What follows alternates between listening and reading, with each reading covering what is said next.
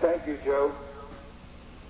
Now we'll have the flag ceremony, which will be performed by Tom Swantak and Anthony Dimitrovich.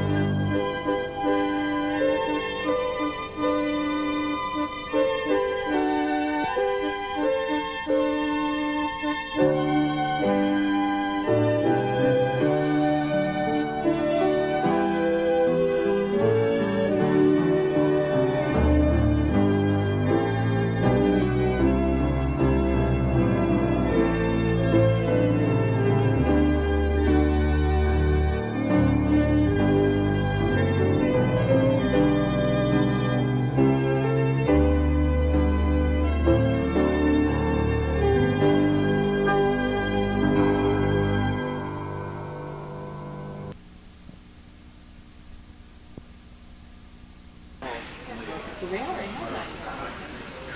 had 95. Yeah, they were around 96. Yeah, it was like. And I did your kid.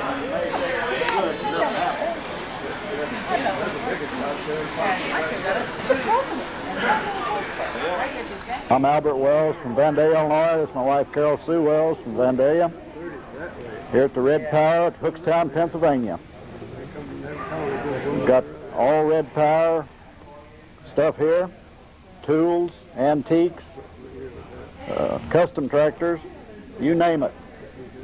For me to display, possibly sell if anybody likes it better than he does. As you can see, that is a very mint piece. Rarely do you find that old toy that's in that condition. Also has a fairly nice box, but that is a mint piece. As you can see by the $1,500 price tag, it's a very desirable piece. These here right beside it are reproductions that are very nicely done of a later model, but definitely reproductions. Toys like this never cease to amaze me that they've survived that long in that good a condition.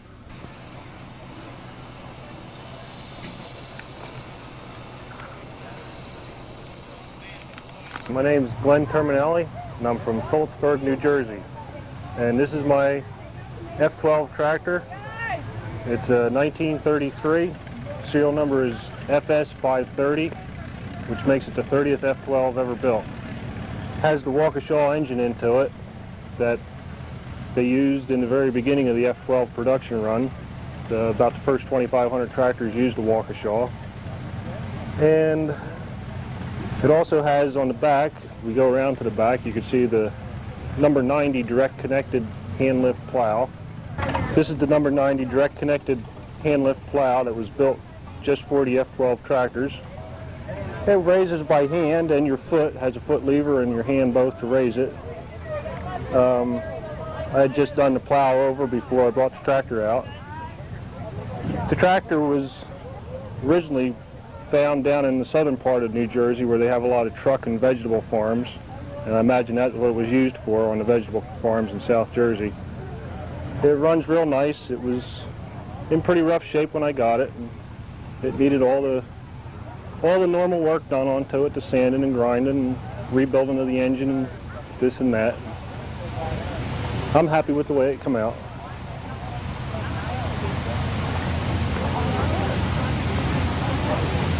New Jersey, and I bought this tractor from a farm sale.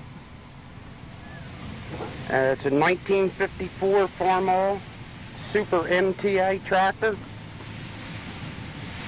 I've restored it originally back to the original shape that they have sold them in.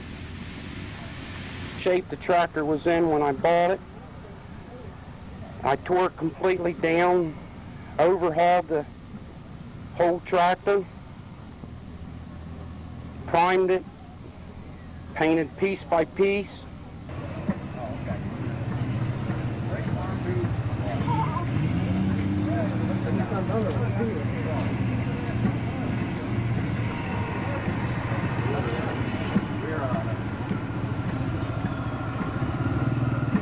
That's hydraulic valves for implements to raise plow, disc up and down, your cylinders. Present to my wife, Maryse. Hello. And she's the one responsible for that collection. She bought a piano and I had to buy a tractor to take it home. And we have 14 tractors, all the red ones. That one's an H. That's, the kid asked me if they could take it apart one day and fix it. Well, I said, we've got plenty of H, so you can take that one. They put it on the shelf, all in pieces. And I prayed the Lord, and they got it all back together and running. It's in hell good shape. It's all original. It's a 1944, 50-year-old this year. The metal was probably made in Pennsylvania, shipped to Chicago. They made a tractor with it, shipped it in Quebec 50 years ago, and it came back here after 50 years. And it runs very good, got good oil pressure, and we're very proud of it. And we have another one over there we'll show you. One is a Super W6. It was again redone by my two sons. And this one has original tire. It's a 1952. And it was in good shape. We just had to take a few dent out of it and repaint it. and everything on it is original. It was as it came out to the dealer 42 years ago.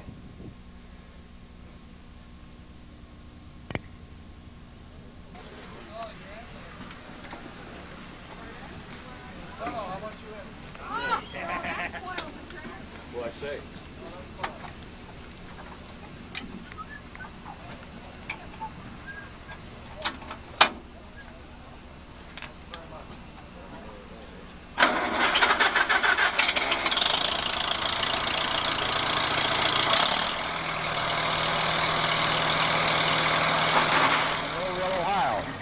And I'm displaying today some of the engines that International Harvester offered over the years. They had 4 different engines, and I've got on display 3 right here, and we've got another real close by, making up the 4 different engines that International offered. First of all, you see the 2 small red engines was the famous series. The next one here on my immediate right is a Mogul. It was second, and the third is a 6-horse Model M. That was the 3rd series of engines produced in 4 sizes, 1.5, 3, this 6 horsepower here on the hay press, and a 10 horsepower size. Then the last series that you're viewing now is the Model L, which they made in a very limited edition. And the last of that particular model, which you're seeing now, the last of which was an LB that you're viewing now.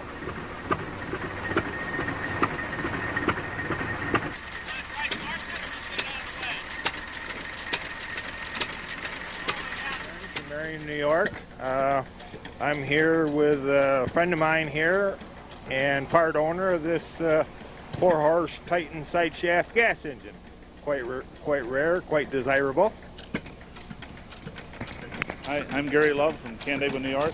Come down with Dave here. Brought the 4-horse Titan down. It was built by International Harvester back about 1913. It was a very limited production with all the moving parts, the extra parts maybe. It was quite an expensive engine, and it was something that farmers really didn't need or couldn't afford at the time. But basically the way we found it, found it in a garage all tore apart underneath a workbench, and we spent a day or 2 putting it back together, and we're trying to get it to run a little better here today. This was it's intended to be used on the farms back in the early teens, but some of your machine shops and more of your factories and stuff where they could afford a little higher price engine would have used this style. 36 McCormick Deering W12. It was made for the small farmers, orchards, and it's pretty much in the original condition that we found it. It was used in the last job it was on was a guy who used it in Penn Yan, New York to farm his garden with. It has 12 horsepower.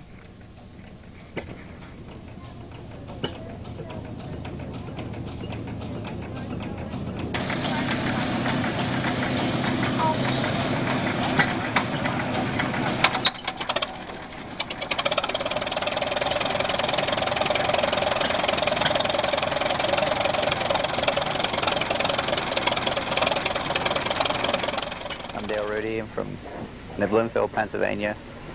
Is a 1949 Farmall Cub high clearance tractor. It sets approximately 2.5 inches higher than the normal Cub. This tractor does not have electric on whatsoever, but it does have the hydraulic lift. I'm only a second owner to this tractor. The gentleman that I bought it new had passed away, and I bought it from his son. He said his dad bought it new. He did not order electric start on because it was easy to start, but he did want the hydraulic lift because he couldn't lift up the equipment. Sitting beside is a model of the pedal tractor of the Cub that was hand built, and it's the only one that I know of.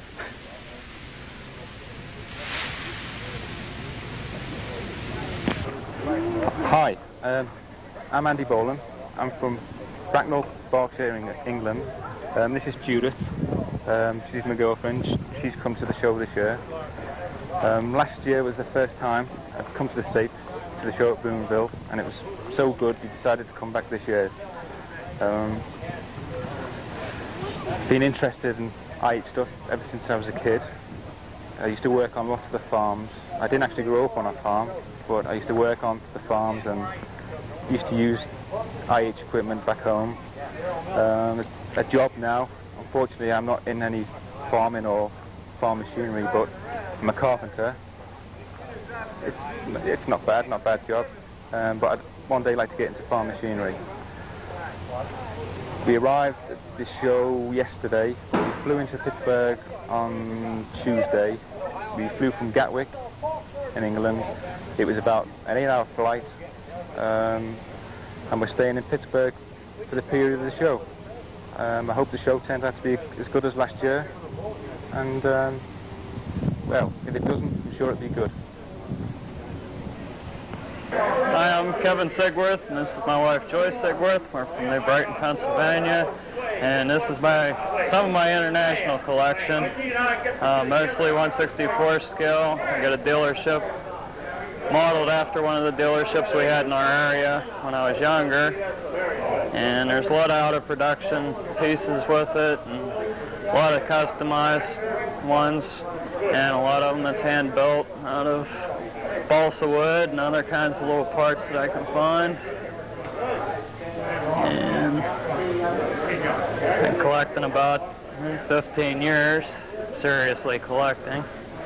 And that's what it's grown into. I got about 500 1/64 scale tractors, about 400 pieces of equipment. And can't even give an estimate of how many 1/16ths I got. Not quite that many. And show you a couple interesting things I got. These ones here, the corn picker and the combine here is totally made out of balsa wood, handmade, tractor and everything. The only thing that's bought's the tires. And these three along here are all balsa wood, and so are the balers, square balers. So when I was younger, you couldn't get them. Custom build most of my hay wagons, elevators, all handmade, and a lot of other things are just customized. Small, he got the international insignia on these little oil cans, is what they are. So, and yeah.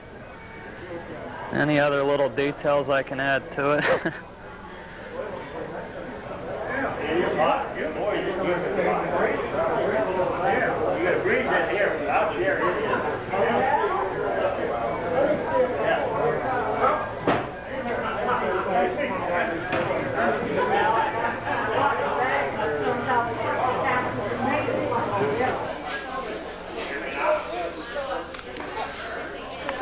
Hello, I'm Larry Terhune from New Jersey, and these are my tractors. I bought these in Australia. The reason I bought these tractors in Australia was I was interested in getting a tractor with a live PTO and the M design, which still had band brakes on it. I had gotten a Farmall 400 to operate my baler with, and the disc brakes on that weren't very reliable. And looking through some literature, I had found that these type tractors were built in Australia. The 564 was built in about 1970, and the A554 was built in 1966. These tractors are based on the M design and use a AD 264 diesel engine. I had a hard time getting these tractors because not a lot of Farmalls were built in Australia. I have some good friends in Australia who were a tremendous help in getting them here, and they helped locate them, and I flew over and looked them over, and we had them shipped here. And these tractors required a lot of work because they had done a lot of work in Australia, but I fixed them up as best I can. It's like a newer tractor where the gas tank and so forth is like a Farmall M. These tractors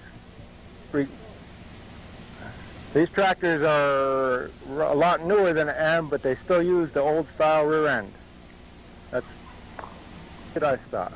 Farm-all tractors were not very common there because of the fact that corn is not a big crop there like it is in our Midwest. And farm-alls were originally designed for corn with the row crop features.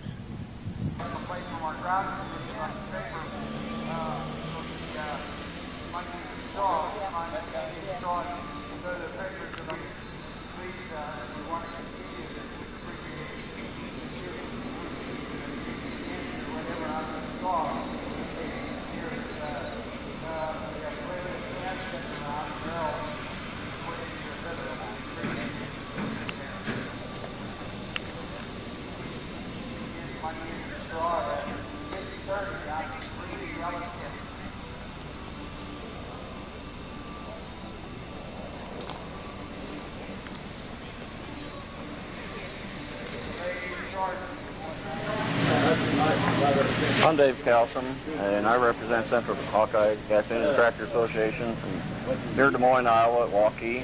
That's my wife. She's the president, Barbara Calson. Would you like to have a word? No, go right ahead. And we're going to host a National Red Power Show in '95, and the dates will be July 21st, 2nd, and 3rd.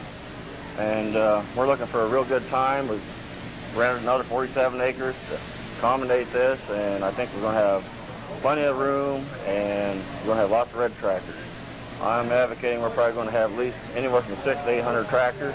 We're looking forward to them coming, and we're out here in Pennsylvania now, and we're getting ideas what they're doing. And I've been to Boonville National Show a year ago and got some of their ideas.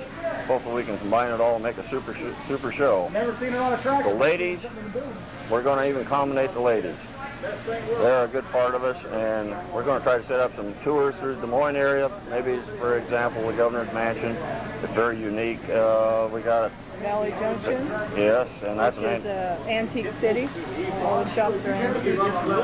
And so we hope to do some special things besides our regular show, where we do field activities, threshing, and people coming, and we want to be a good host to you. So come and enjoy it with us.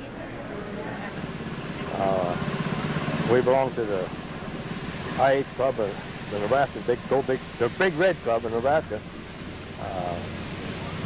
You want to get on this? This little machine here I built. It's a Adams motor grader with Adams used the International Power Unit, and I kind of patterned off of that. I got about probably $500 in building it. It was a lot of fun to build. Really catches a lot of attention. I've never seen it. This is my friend here, Dave Calson. Cambridge, Iowa. Cambridge, Iowa. Central Hawkeye Gas Engine Right. Club. Dan, this is quite a unique piece here, and I'm going to ask you some questions.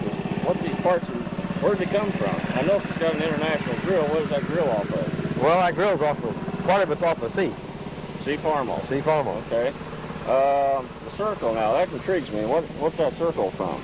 Well, that's the gear is a Cummins diesel. Cummins diesel engine. Okay. 350 Cummins diesel. Now, your power plant, what kind of a motor we got? Well, we just got a little old Wisconsin 7.5 horse. Air-cooled engine. Air-cooled, yeah. Okay. Some of your reduction gearboxes now, where'd some of them come from? The main steering box is an old Chevy pickup. The ones that raise and lower the blade are Minneapolis Moline, Minneapolis Moline corn picker steering box. Okay. It looks like the moldboard, you kind of rolled that and made that yourself? Right. Rolled it out of a piece of stainless so it looks shiny. And the tires now, they're kind of unique in size. Are they special? They come from a rotary hoe, a rotary rotiller. Oh, okay. They come off a rotiller. Okay, move. They do look familiar that way. Yeah. Okay, now this is an Adams motor grader replica of a number 512. And I used to run one of them. That's why it kind of intrigued me. So, okay, sounds great. You going to bring this to Waukee? Oh, yeah. Good. You bet. You bet. Hi, my name's Michael Grove. I'm from Salem, Ohio, and I brought down a International 806. It's a standard version of the Farmall 806s. This one came out of Canada, and we restored it about, just a month or two ago. Some of the unique features on it is it has a 91-inch wheelbase, and it has the old rounded fenders instead of the flat-top fenders that the Farmalls used to have. And this particular tractor has no three-point hitch or rock shaft. Other than that, it's the same as an 806. Like I say, we restored it. It's a good running tractor, and hope to have a lot of fun with it. And this is the other tractor I brought down. It's a W450 International gasoline tractor. It too is a Western version of the Farmall 450. Has a non-adjustable front end, has a straight drawbar, and was used mainly for belt pulleys and was common in the Western. This tractor originally came out of Kansas. And we restored it about 3 or 4 years ago and have a lot of fun with it. Yeah, hi, I'm Rich Pingle. I've got a 1923 Model M hay press here. We brought this all the way from Pittsburgh, Indiana, and we're part of the Indiana chapter number 7 of the McCormick Deering International Harvesters Collectors Club. And this hay press was made by McCormick Deering from 1919 through 1948, and they had very few changes made in this big horse. We've got this one equipped with a 1923 6-horse engine, and the engine sat on the front there and powered the gears with a belt. You can see the platform here was the hay was unloaded onto that platform, hay or straw. They either parked it by a stack or a barn, or they brought it in by wagon, and a couple fellas put the hay onto the platform, and another fella then on the platform fed it right in there to the bale chamber where that plunger came down and punched it into the bale chamber. This end of the baler, you can see the numbers on the chamber told them about the length of the bale that they wanted, and the 17 by 22 there on the end showed the size of the bale that it made. They made 3 models, a 17 by 22, a 14 by 18, and a 16 by 18. And the engine you see on here was more common on the 16 by 18 and the 14 by 18.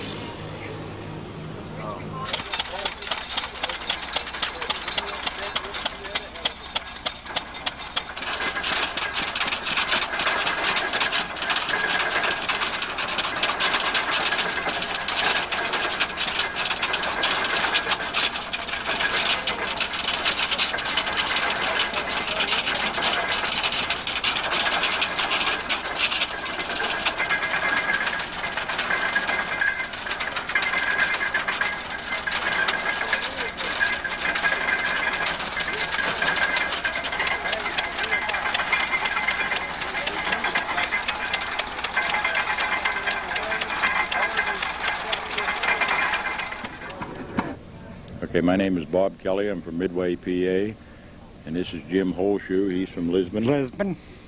And we own this 1916, I think is what the serial number is, International Mogul. And Jim's had it for how many years? 35. 35. 35 years. Where'd you get it done, in West Virginia? Yeah. Down West Virginia. And it's still running strong. Still going. Yes, sir. All right, it's 1916 International 816 Mogul, which was one of the first tractors an International built. I think 1914 was the first year, and they only made like 20 of them. And they made them clear up to like 1918, I believe. And it was a single cylinder. And they made another model. It was a 1020, which wasn't real popular. They made a lot of these, because right when the 1020s come out, they come out with a 1020 Titan, the 2-cylinder, and it was a lot more popular tractor. Okay, my name is Bob Kelly. I'm from Midway, PA, and this is a 1920 International Titan. It was built in 1920 And it was a real popular tractor. They sold a lot of them. It was rated a 2-plow tractor. And it's a pretty nice running tractor. This one has been around. We've owned it since 1932. It's been in the family. And it's seen a lot of work, and we used it at home, thrashing and baling up until probably, 5 or 6 years ago. But we're going to try to get her running here.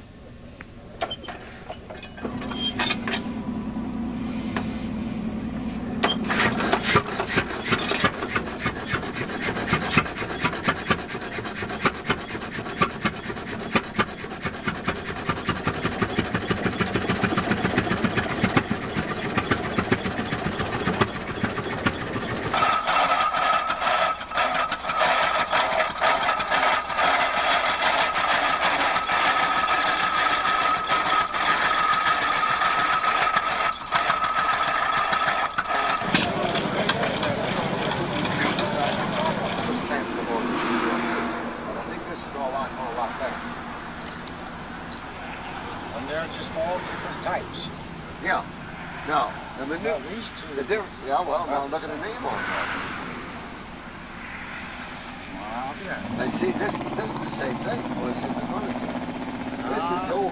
This is the first one. Okay. Then, long about the middle teens, they started using International.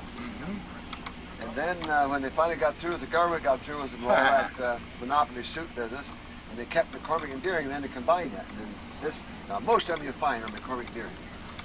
Yeah, I was telling the man down here, I asked him about this, why was McCormick on them Internationals? He said about the government. I said, well, I retired from AT&T after the government got done.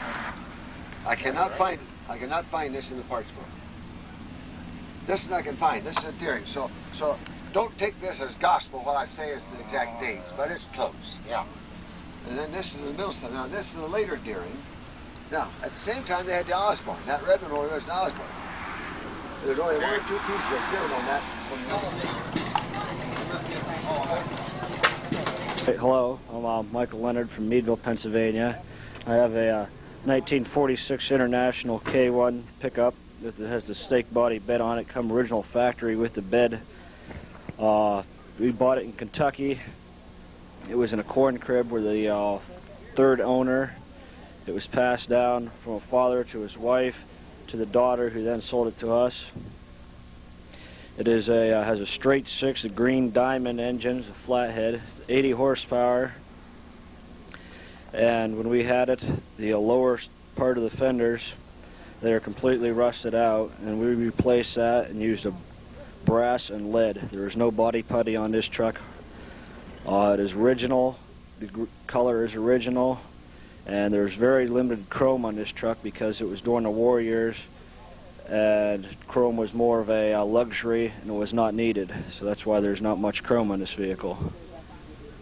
The bed, the side of the bed here, if you take the racks down, you see here these little steps here. You can take the bed rails, pick them up and stick them in here. This truck was used for displaying produce. So you could set your produce, watermelons, potatoes, whatever. You could stick them in your racks there and use that for displaying your produce alongside the road. As I said, it come factory with this style of bed on. This was the second bed we put on it. The original one is extremely dry rotted. It is made out of white oak, and it has no turn signals. You can just, it says you see it has the one rear tail light, no backup lights, and that's pretty much it. Hi, I'm David Fay. I'm from Greenville, Pennsylvania. This is my 1964 four-wheel drive International truck. It's a C1100. This truck is primarily a farm truck, as far as I know. It's four-wheel drive, has 16-inch wheels, has power-assisted brakes, is a short bed, and it's it's rather odd options with this truck. It took me 3 years to build this truck. I have 5 different trucks in it, and I went to Texas to get some of the body parts for it. I belong to the Scout and IH Light Truck Nationals, the International Harvester Collectors Club, and I've shown this at various clubs around my home and been to the Scout Nationals in the Clark County Fairgrounds in Ohio. I've been to the Marion International Tractor Meet, Red Power Roundup, and this is my second roundup here.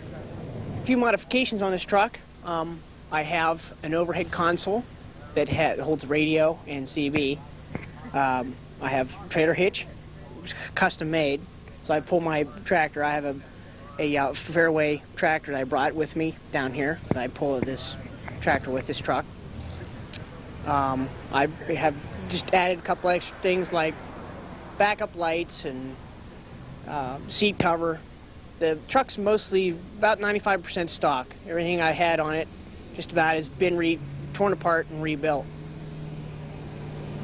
Pennsylvania. I'm a member of the International Harvesters Collectors Club, and I brought my Fairway down here this weekend for the Red Power Roundup. It is a Farmall Fairway. It's the same as a Farmall regular, except for it has a narrow rear end in it, as opposed to some of the farm tractors, which have a wide rear end. This tractor also had wide steel wheels on it. I didn't have a chance to get those on yet, but it is intended with wide steel wheels for it. This tractor, I've had every part torn down on this, except for the transmission. Had a lot of work done to it.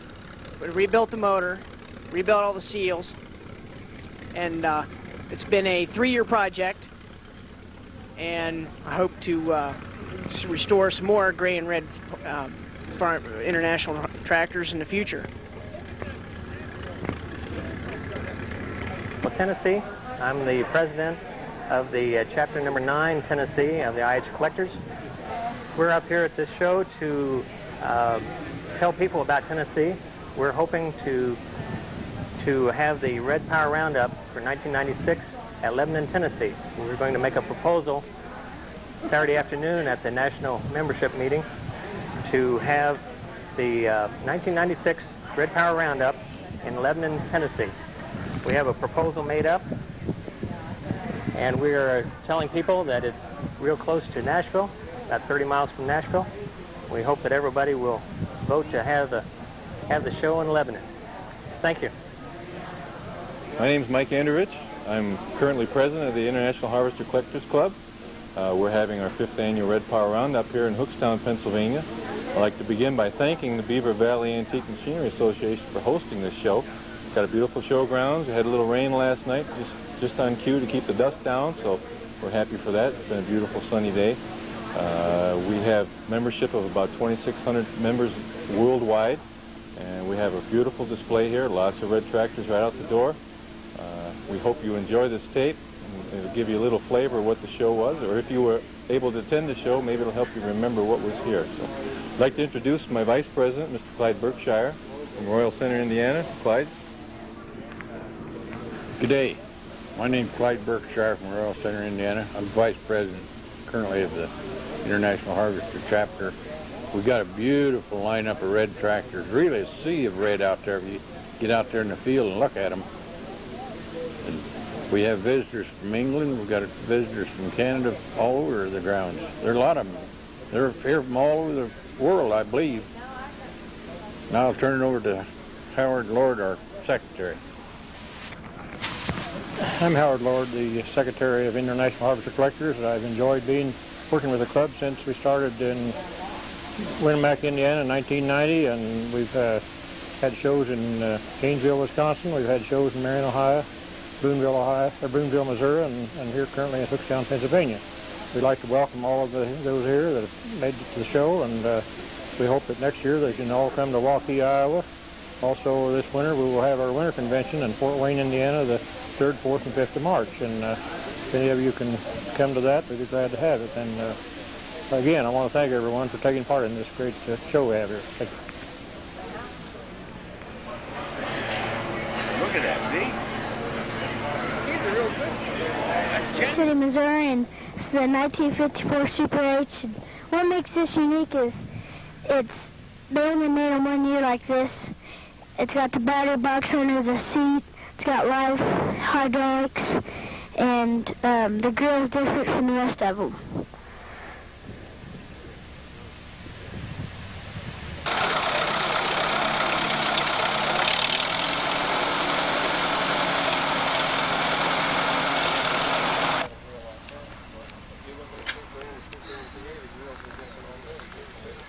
My name is Beverly Robinson. I'm from Queen City, Missouri. I'm a member of the Iowa and the Missouri chapters. And this IH cookie cutter is my most favorite thing that I have from IH. We've seen 4 of them, but this is the first one that I've ever seen for sale. And that bicycle in there is not original.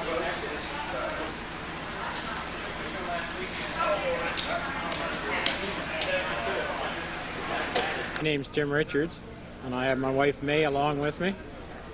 We're from Stouffville, Ontario, Canada, which is northeast of Toronto. We're a Case IH dealer, former international dealer, and it's been in the family for over about 70 years, I guess. And we have a number of international tractors restored.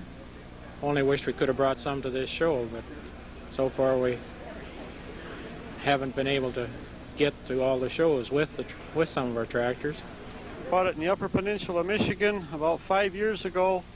It had a blade, a cab, and chains on it to plow snow out of Upper Michigan with. And I tore it all apart and completely rebuilt it and redone it.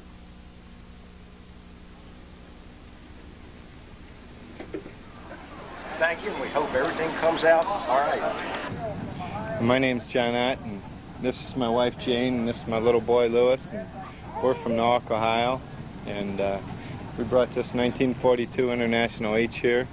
My grandfather bought it brand new in '42, and it's never been out of the family, and I still store it on my grandma and grandpa's farm. And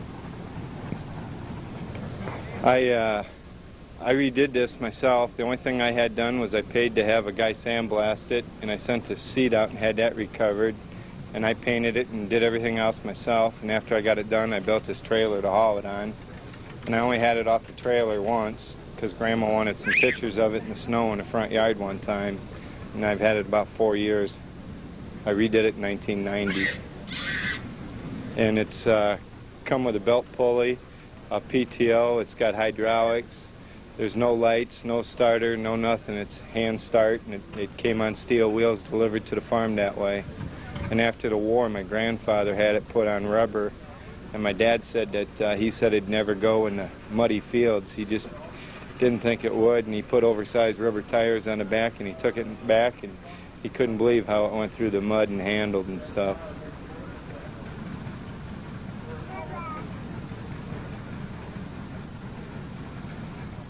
From Stanhope, Iowa, which is out in the center part of Iowa, north central Iowa. And with me today I have Sergio Menengatti, who is from Toledo, Brazil. He's living with us for 6 months through the crop season in Iowa this year. He's a corn, soybean producer in Brazil. I'm showing here an old gas engine. It's a 1 horsepower Famous. And I'm glad to be here and be part of this international show. Here is a display of toys made by the Arcade Company for International Harvester Company here. There's wagons and with teams on them, A-Farmals and 1020 tractors and thrashing machines, manure spreaders, plows, just a number of toys that the Arcade Company from Freeport, Illinois made for McCormick Dairy Company. The circular display case here is basically promotional items that were given to salesmen and to the customers through the years. And there's a few hood ornaments and postcards of different eras. On the top row up there, there's some plastic trucks that were made by a toy company for them. Some of them are actually cigarette holders is what they are.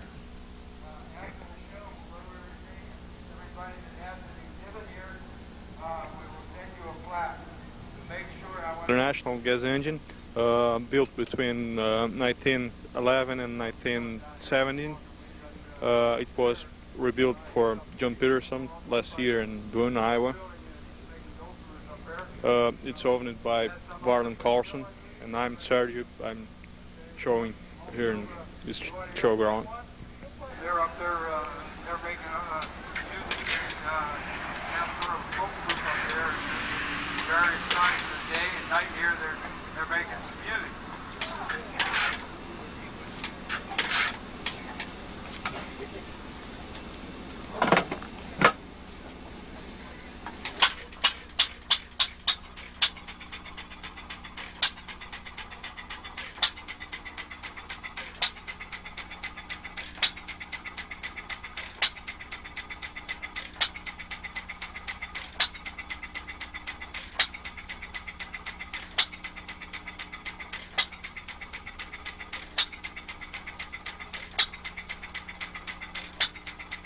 The engine has different.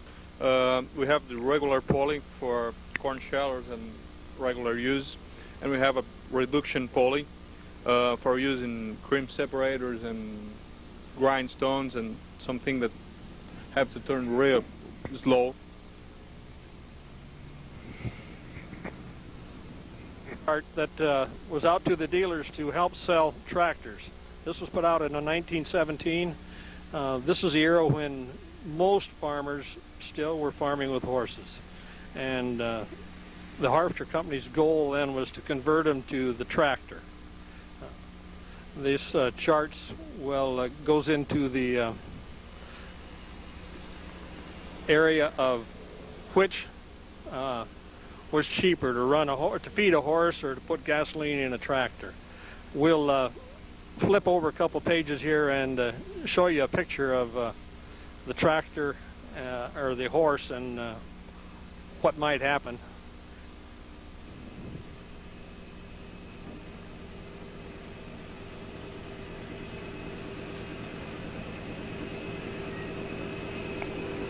This is an illustration of what overloading can do when you're pulling it with several horses, which also will happen if you pull it with a tractor and are driving too fast or overloading the tractor.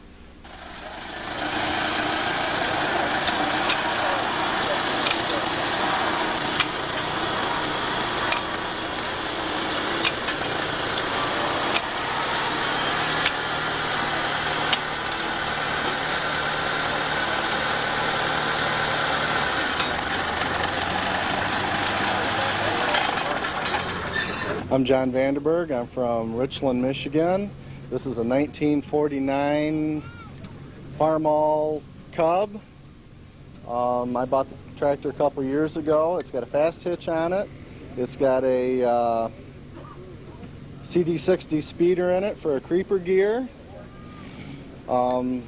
We basically collect and restore Cubs. We have several of them.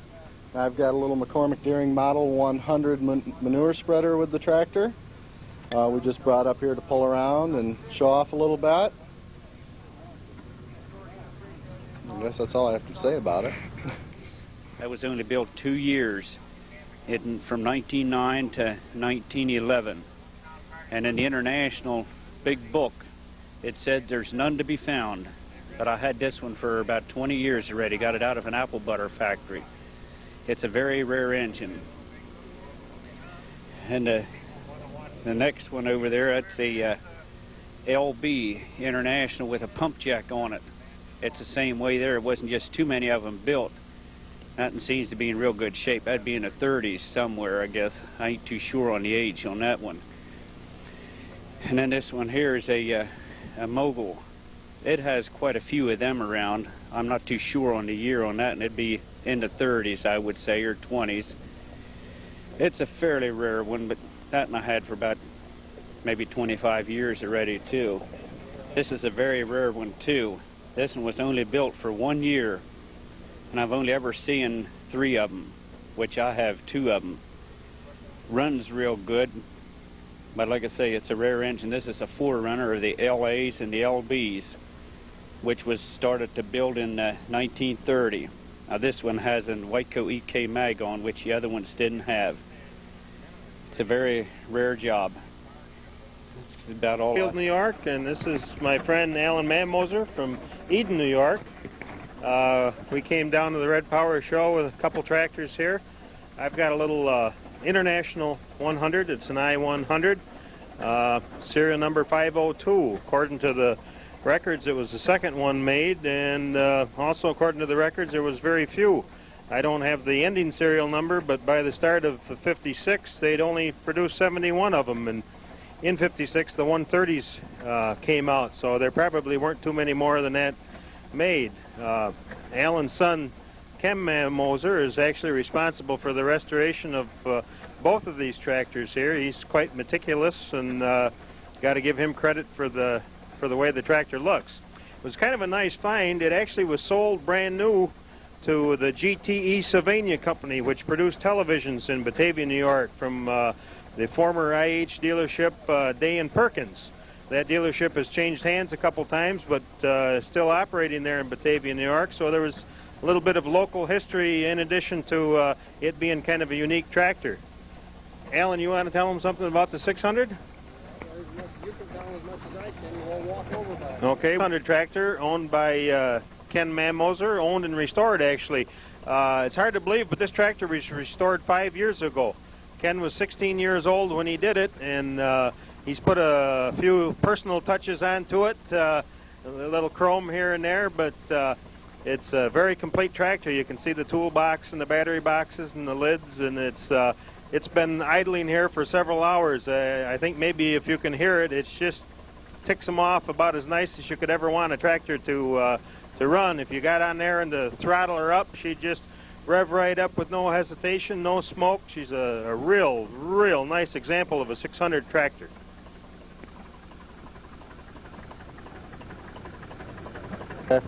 $200 for the tractor with cultivators and a semi-mounted plow. And I used it up until about 1990, more or less left to set around. Finally, I went to the county fair, local county fair, and seen these pretty rid tractors and decided I wanted to make mine look like it. So I had the engine overhauled, starter, generator, magneto, transmission. Should be like a brand new one, but it's next year it'll be 50 years old.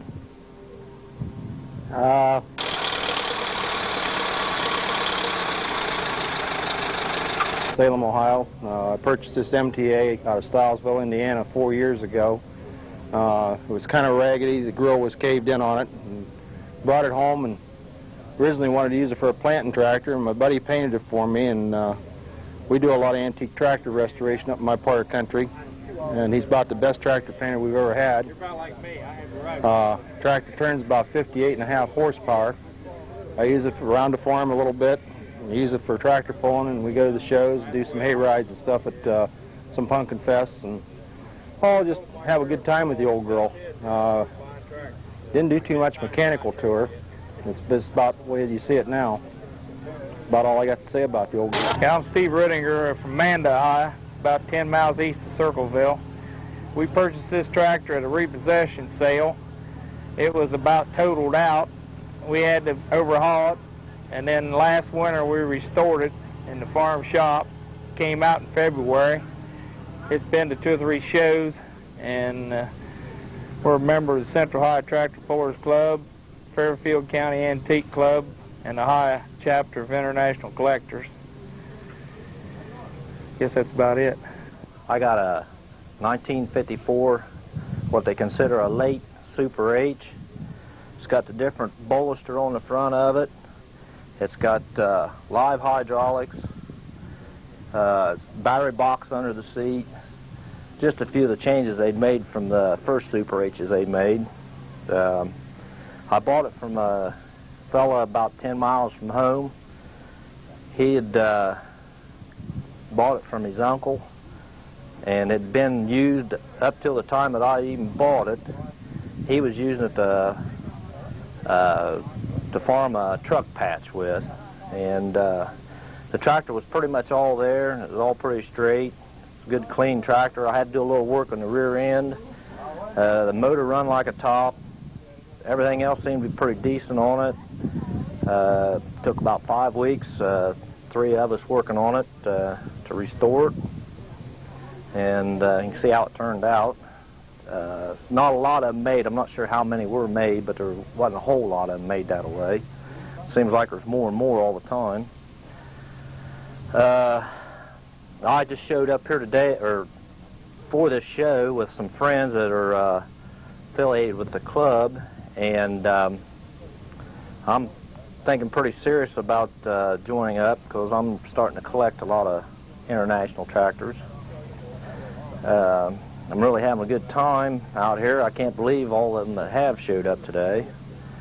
And I suppose I can start it up for you.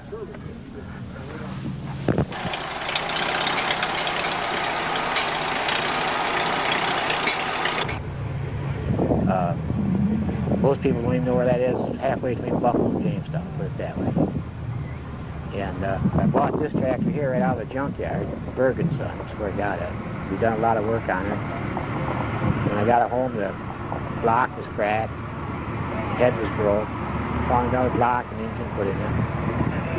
I completely rebuilt that engine. Done a lot of tin work on it. Come up looking out pretty good. The sawmills, get logs with it. Yeah, it looked pretty rough when he rebuilt the engine in it. He wanted to price the tractor what he had in the engine. That's what I bought that tractor for, was the engine price. And picked up another set of fenders for it, different fuel tank, different grill, hood's original, put new rubber all the way around on it. Spent probably 4 months last winter working on that. Yeah. Looks all right now, as far as I'm concerned. Yeah, the 4 I bought last fall. And that had good looking tin work on it when I got it. The fenders were bad. So we got different fenders to put on that. But outside of that, we didn't have to do much to that tractor. We cleaned it up and painted that one there. Put new rubber on it.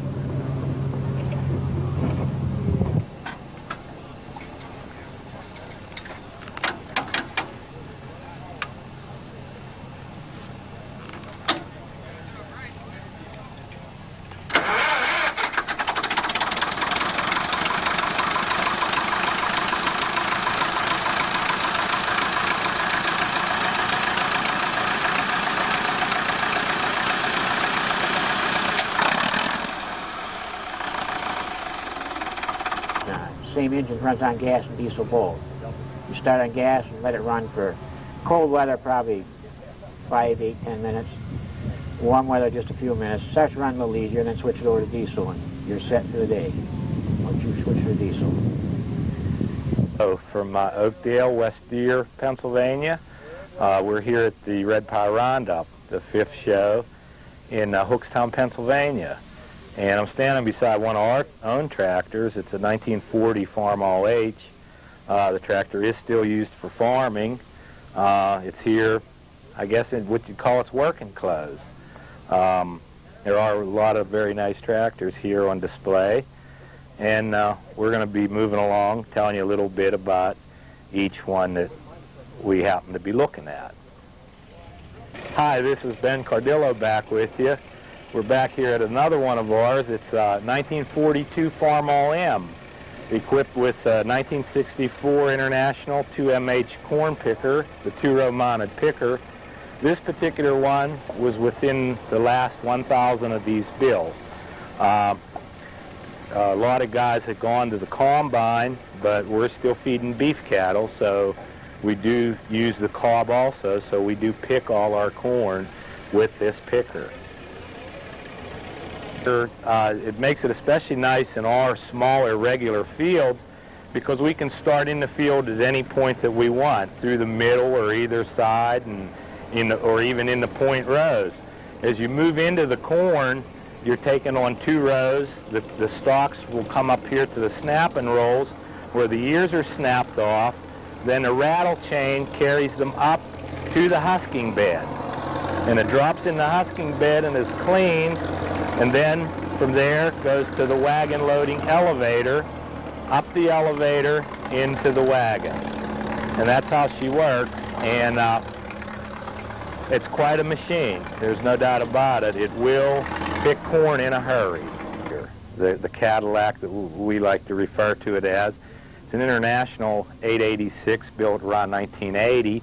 It is equipped with the air-conditioned heated cab, has AM/FM stereo, probably around 100 horsepower. Very, very comfortable to work with, and when you get done at the end of the afternoon, you can see where you've been.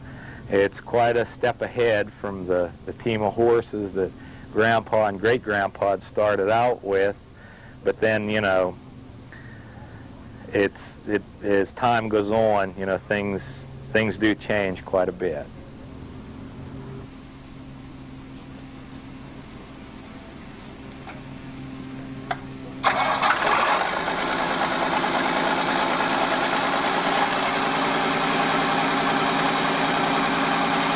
Falls, Ohio. It's right between Cleveland and Akron. And this is the first tractor I bought. I bought the farm back out of the will in 1974, and I bought this old tractor to work around there. No one had lived in the place for a long time, and we had farm all there, and that's how I got started with these tractors. Hi, I'm Jim Bauman. This is my son, Bob Bauman. This is his tractor, 1954 Super MTA. We got it from an old gentleman that lived near us, and we started in March to restore it. We had it done the second week of June, put a lot of hours in. Anything you want to put on? Yeah, a pretty neat 16th birthday gift, if you ask me, and for a lot of help from my dad and a friend of his that painted it for me, and pretty happy with the way it came out. So, pretty happy with it all together.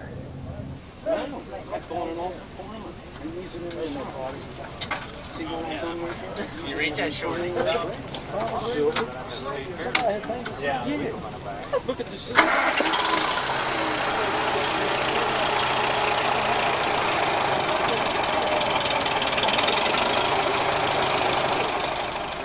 Columbus. It come out of Oklahoma, and it's a 560 standard LP gas powered. It was in pretty nice shape when I got it. All I did was I didn't do anything, just cosmetics to it and painted it. It's I guess they use that LP out there because it's cheaper to operate. It's the only thing I know about LP. I just like them because they're a little bit different. Kind of things. It's an LP gas M. I only saw 2 of them in my life. I bought it down there at Green Sale, and same thing with it. It comes from out of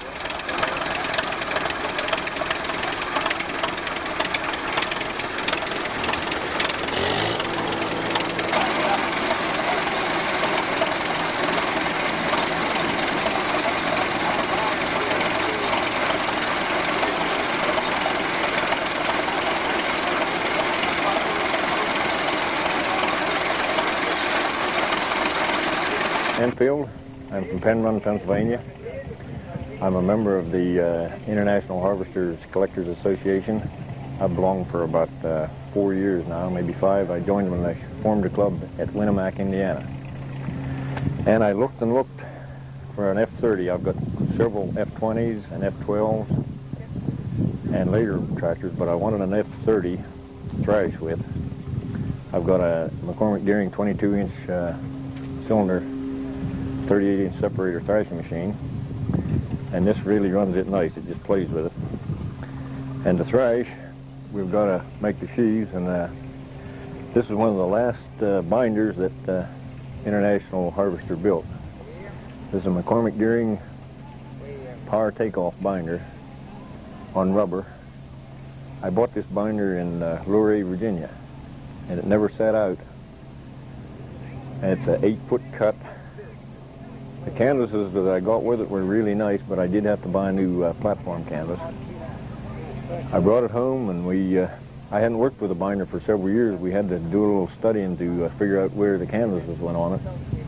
But once we got our canvas up, greased up, we started, and it didn't miss a sheep.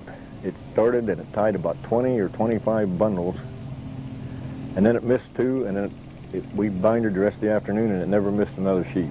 So it really is in really good working order. So now the way this machine works, you pull it through the standing grain. And of course it's got a cutter bar there like a combine, a modern combine, and a reel. What this reel does is turn and keeps batting the grain back onto the platform canvas. And then the platform canvas elevates it, or carries it over here. And these are the elevator canvas. This is the lower elevator and top elevator. And that takes it over through to the actual binding mechanism. Now when the grain comes out of the elevator canvases, it lands, this is what they call the binding platform. And there's packer fingers here that runs, and they, in an oscillating motion, they pack it and make a sheaf. And then when it gets enough pressure, again this little trip here, that trips the knotter, and the knotter goes around and ties a nice little knot around the sheaf, and those fingers there kick it off onto the sheaf carrier. Then the operator waits till you get about approximately 6 to 8 sheaves on there, and then he'll trip a lever, a foot lever on the binder, and that drops the sheaves all in a row. And then the field hands come along and set the sheaves up in what we in America call shocks. In Canada they call them stooks, but we call them shocks. You put about 6 or 8 of these sheaves in a shock, and then you put what they call a hudder on top. Now what my dad taught me to do, you put 2 hudders on. The first hudder you put towards the north, and the top hudder you put towards the west, because that's where most of our prevailing weather comes from. Then it sits in those sheaves, or the shocks, for approximately 10 days to 2 weeks, and it dries out. All the weeds and everything dries if there's any mess, anything like that in it. And then when you thrash it, it blows all the dirt out, and the grain is nice and clean.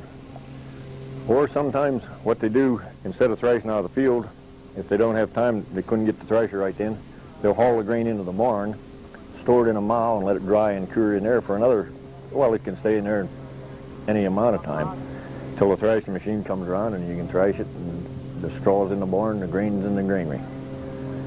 So that's kind of the story of the way a binder works. What I'll do now, I'll start this up, and if the tractor don't make too much noise, we'll show you how the actual mechanism turns. What the different levers and controls on this binder do. The first lever here controls the height of the reel. If you're binding real short grain, like maybe buckwheat or oats that are short, you put the reel way down. And then if you're binding like tall rye or big high wheat or something, like you can raise the reel way up. And then this other lever, this lever controls the how far forward the reel is. Move it way back and put the grain further back on the table canvas. This lever tilts the binder itself if you're working on a hilly field, or if you have to dip down to get real short grain. And this other foot control here controls the sheaf carrier. Whenever you get about 6 kernels of grain called seeds, you raise up on that, and that drops the sheaf carrier, and the sheaves trail off on the ground. And that makes it easier for the guys that are setting up the shop to come and build the shop. So that's basically all the operator on the binder has to do. 1945 W9 I bought down in the Amish country around Kidron, Ohio, about 8-9 years ago. It was on steel, Amish steel. And it didn't look good, but it was a good tractor. I just do a lot of work to get it to look this way.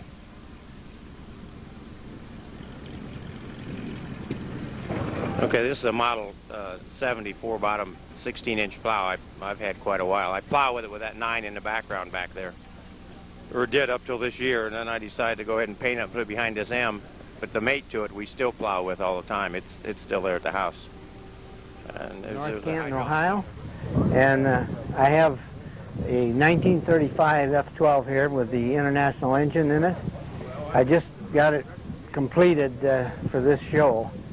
And I picked it up, the engine was free in it, and I spent quite a lot of time on it, but it turned out fairly decent. I got a 1933 F12 with a Waukesha engine in it here. This one has the number 90 mounted plow. It has a power lift on it. And I have the front weights, which are factory weights on the unit. This one was purchased about 5-6 years ago, and I've had it to I had it to Marion, Ohio, to the show there, and I spent quite a lot of time on this. I really think that this is the tractor. I really enjoy working on it. When a kid on the 1940 AV high crop I bought from the original owner. It was the next farm over by ours. Still got the original rear tires on it. The front ones were pretty rotten when I got it, and it's basically for working in celery farms and stuff like that. That's high, or nurseries where they can cultivate higher crops. And another, I got first place in a car show with it here not long ago because it was the only tractor in the car show. This is a number 10 auger wagon that was built by International back in the 60s, and it's just a transfer wagon. When you're combining, you bring the combine up and transfer the grain into this. It's 25 bushel, and when you get it full, you can take it back to the granary and transfer it into the granary right there while the combine's still out there combining. Yeah, I think he's taking a picture down inside it there where the auger is. It goes up into the. There's an extension that goes on that. Into that conveyor up there I didn't bring with me. It's about 4 more feet to get it into the granary.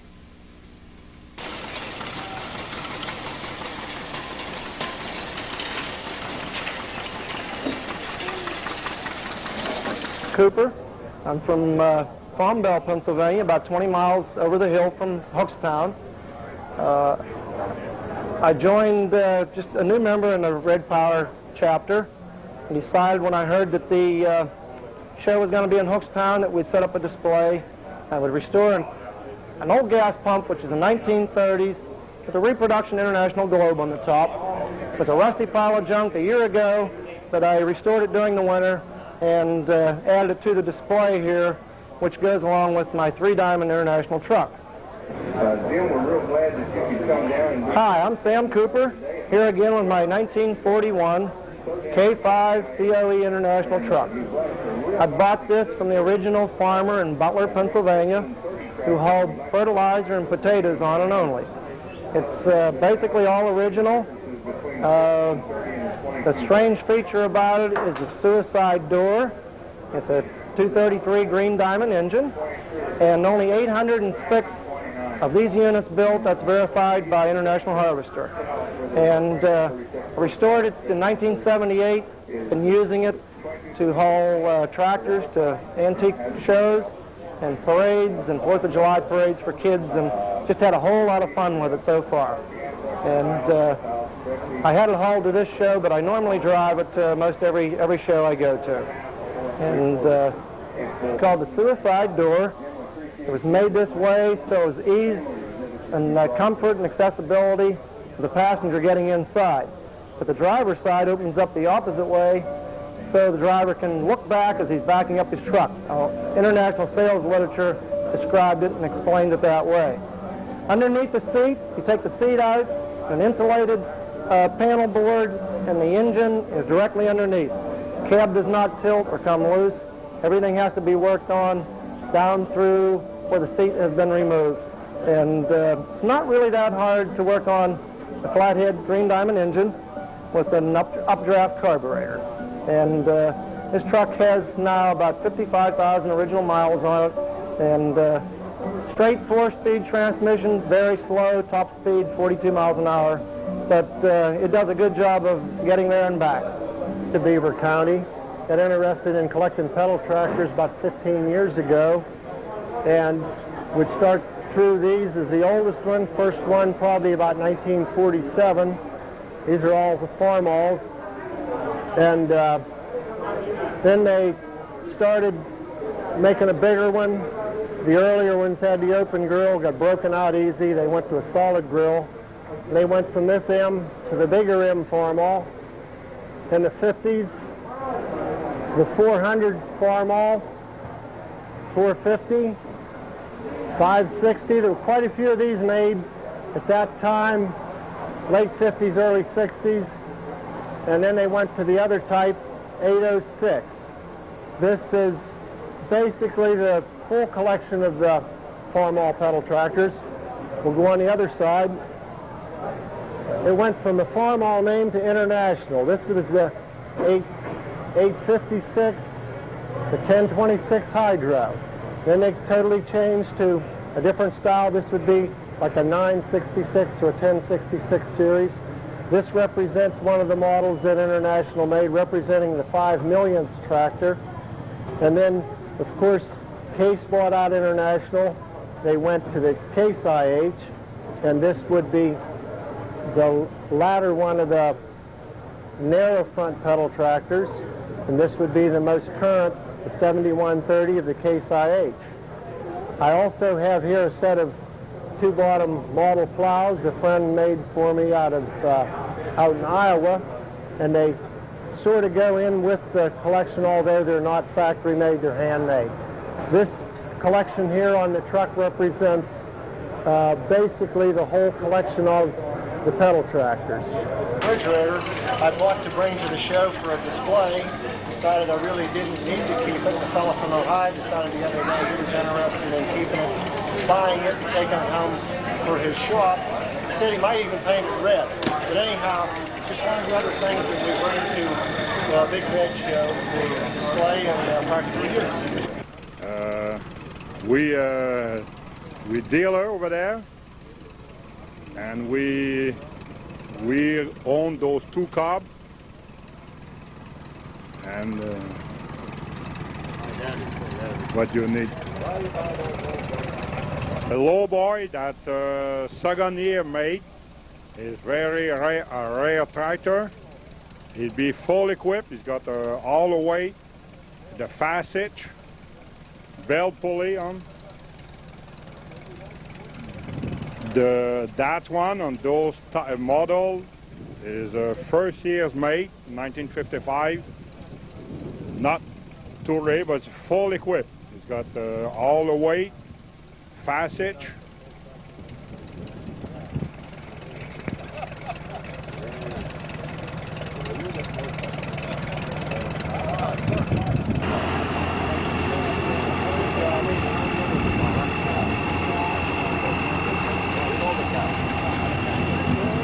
Hello there, I'm Walt Whitmire from up Portersville way, actually closer to Butler.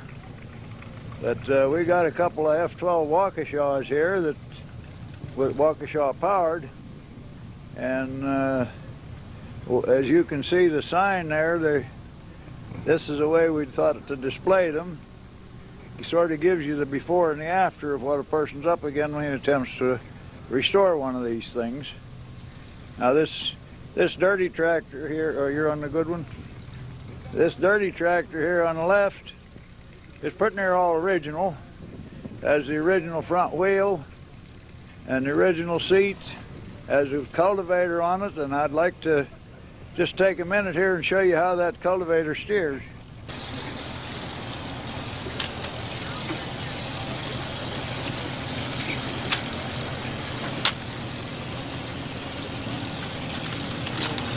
The gang, in case you're about half asleep when you're cultivating and you see you're about to dig out a stalk of corn, you turn your wheel real quick and that cultivator gang jumps over and misses it because the wheel wouldn't turn the tractor quick enough to avoid that. And this other tractor here is the one that we've restored. I have to give my boy credit. His name's Lester. He does all the fine smooth work on it, and I do all the mechanical work on it. And on that tractor we have a hand lift, foot assist mounted plow, and that tractor, aside from this wheel, come back here, aside from this wheel being transferred to it, will be 100% original. And I intend to transfer that wheel, and that'll make it just the way it came out of the factory. I guess that's about enough. We have a 1937 F20, and I must go back one moment. Those two F12s we were looking at back over there are both 1933. The gray one was built in January 33 and the other one was built in April 33. Now to get back to this is a 1937 F-20, and it's not what I call restored, but it's just cleaned and painted. It's got the cultivator on, and here again, if he can get a little bit in front, I'll show you turn the steering wheel and show you how this one swings the cultivator when you turn.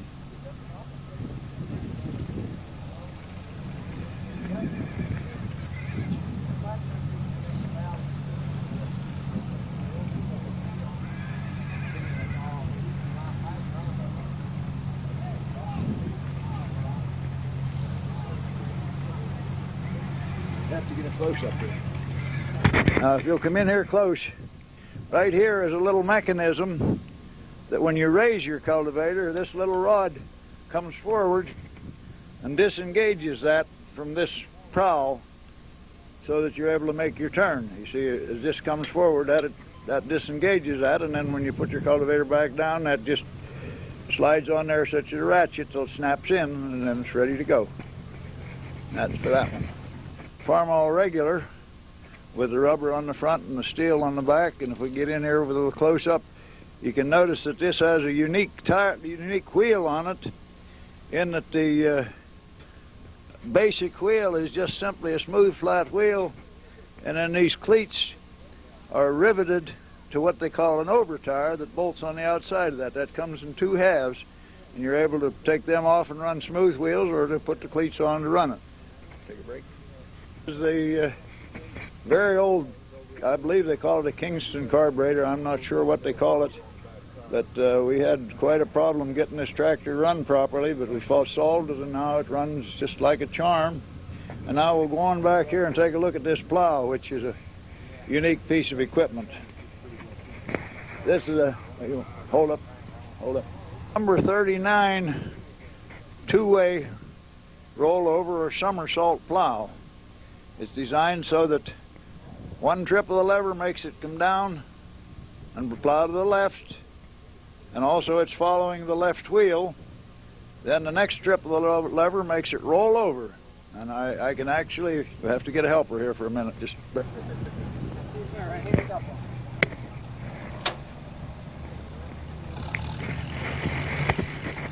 You can see there the second pull of the rope then allows that to trip and goes down and rolls over to where the right-hand plows will come down, and then you go right, just turn right around and go back in the same furrow as you come out of, back and forward across the field rather than going around the sides of the field. And incidentally, there's quite a history of this plow. My father bought it in about 1940, and I plowed with it all of my teenage years, and then my brother used it for 15 more years after that. And it sat for 15 more years, and then I finally gathered it up, and there it is as you see it. I thank you. I wrote wrong on that. You don't need to say anything.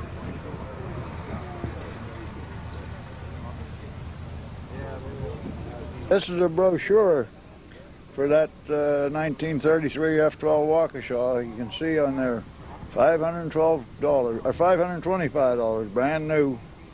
And as you can see also in this picture, there's a picture of the original wheel. Now in its half rolled over position, as you saw when we had it started there. Now this is a picture of it halfway over, and it rolls right on down and latches in the front, and it's ready. In that picture, we'll be ready to go to the right-hand plows.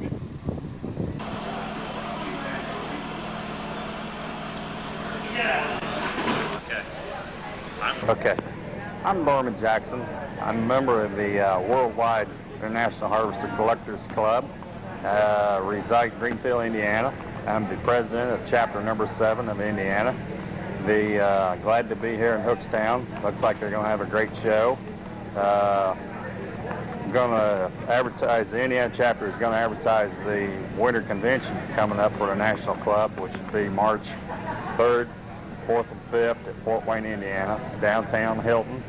You can make your reservations anytime. Glad to see all you red collectors come to the convention. Thank you.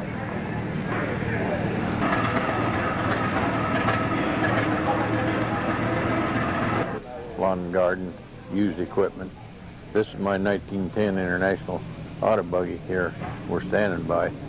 I purchased it in 1978 in Lubbock, Texas. Drove out there and we've paraded it and really enjoy it. We enjoy taking this stuff to the show. These are different advertising pages out of different magazines. I got them back far back as 1918 from England in advertising the Mogul and Titan in England. And we take these out of magazines and put them on these boards. I got 10 boards here, owner's manuals, truck manuals, advertising. Got tractor decals down here we'll show you in a minute. Decals, I think probably I got about 99% of different decals at Harvester for different tractors. Starting here on this side, the 1020 and W40, those are the original ones, Titan, Mogul. Then we go to A, B, H, and M, W4, down to the Super Series. And then we jump over to the next board. We put these on here and we gathered them up all over wherever we can find them. And we're missing the Farmall 230 and the Farmall 600. I think the rest of them is 99% all there, the different tractors. The two boards has got about 99% of the decals from different tractors on them. We're proud to take these to shows because they're something unique nobody else has got around. From Oxford, Ohio. I am chapter member 1822 of the International Harvester Collectors. I also belong to the Ohio chapter. The tractor that I have here in front of me is a 1938 McCormick Deering 014. There were 639 of these tractors built in the years of 38 and 39. Mine has the original citrus fenders on it. These tractors were also sold with some of them with electric starters. Mine does not have that, but you know, I kind of like it. It's kind of a neat little tractor. There's not many of them around. It just happens that this year's show there are three of the 014s here at the show, and I'm just real tickled to have this tractor and to be able to show it. Ontario, Canada. It's about 450 miles from here, north of here. I just joined up to the International Harvester Collectors Club. Should be an interesting thing. I brought down this 200 power unit. It's 1932. It's the same engine as a 1020 tractor. It produced about 33.5 horse. I found it in a bush in a scrapyard laying on its side 3 years ago. It runs well, starts well. And I brought down this 300 power unit too. It's 1931. It was found in a sawmill in as-in condition. It was seized. It's been taken apart, repaired, put back together. It needs a paint job, but it's coming. I really enjoyed the show. My name is Garrison Brown. I come from Riverhead, Long Island, and I collect many different kinds of tractors, but International Harvester is my favorite. I have approximately 30 various international models. And this particular model right here is an 014, an Orchard 14 McCormick Deering International tractor. Only 639 were manufactured. We don't know how many have been resurrected from junkyards and auction blocks, but no doubt it would be fewer than 50. I bought this tractor at an auction in Western Ohio, excuse me, 2 years ago, and it was in very sad shape. It was one of several junk tractors shown in this photograph down here, very difficult to see because it was all piled up with other equipment. We brought it home, brought it in the shop, and took it down. Every nut and bolt was taken apart. This shows the rear end and transmission as it was disassembled. This is the engine. After we started to reassemble it, it looks like this without the sheet metal on it.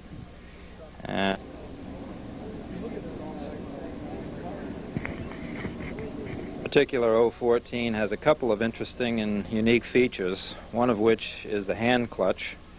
Similar to the John Deere hand clutch, only it's placed on the left-hand side.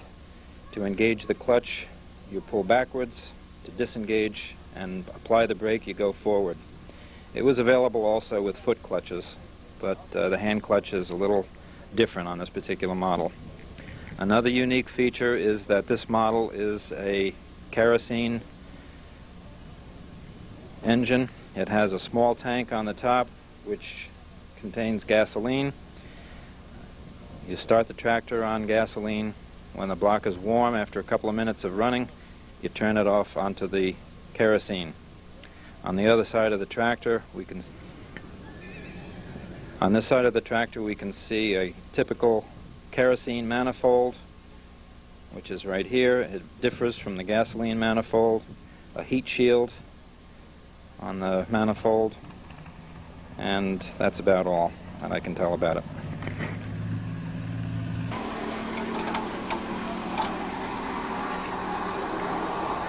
Okay, make sure it's neutral, put it on the mag, a little gas.